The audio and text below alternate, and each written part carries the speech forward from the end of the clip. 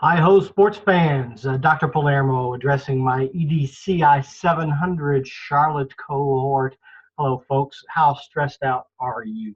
I hope you're starting to dry out and maybe back in school if you hadn't been. Seriously, I hope that you are well and dry and also able to think a little bit about your graduate work from time to time. This is Dr. Palermo with your Week 6 instructional video with a few reminders. Most of the stuff you know and have heard about, but Mandelbaum, that used to be us, Mandelbaum and Thomas Friedman. Friedman's actually the primary author here, I think. And Morgan, you should be continuing to read Morgan, and then Wagner and Dintersmith, most likely to succeed, is coming up next week. So would like you to read and respond a little bit to these readings. Circle, square, triangle. I don't think you can really see my my illustration there, but circle, square, triangle is a little protocol that has been used. I've used in class to debrief, to ask you what squares with your thinking, what is still rolling around in your head, what are you still questioning about the reading, and what might you change? Delta is, triangle is delta change as a result of your reading. So I know we're going to hear a presentation on That Used to Be Us, but reflect a little bit about some of these things. For instance, the war on math in chapter 9 certainly squares with my thinking, and you don't need a whole lot of explanation to say that.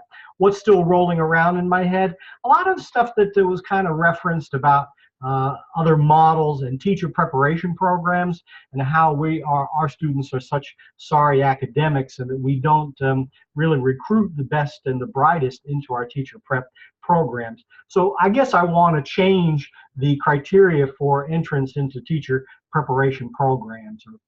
I also want to up the salary for teachers, but that's something else. So respond with a circle, square, triangle to That Used to Be Us, please. And think a little bit about good to great, too, and some of these concepts, 7, 8, and 9.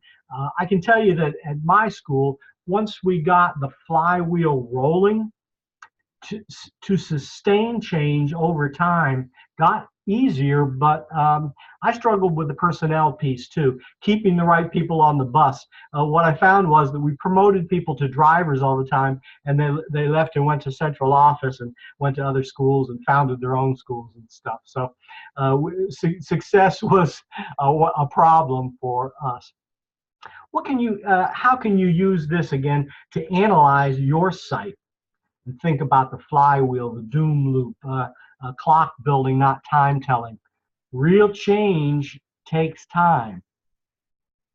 A lot that goes on in public schools works against that.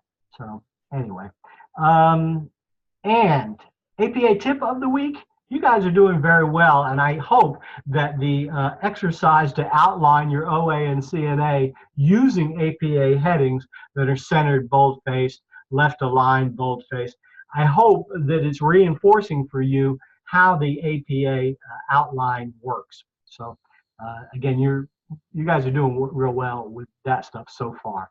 I would like to see the introduction to your OA, which is very simply the beginning portion. Do please tell me a little bit about your school.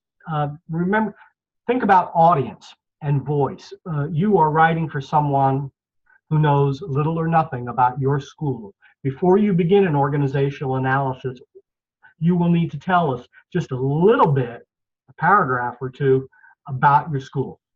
Describe it. Where is it? What district is it in? About how many students?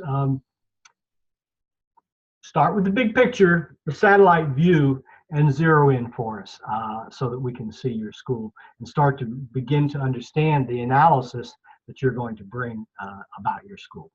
So send me your OA introduction. That is a formative feedback item.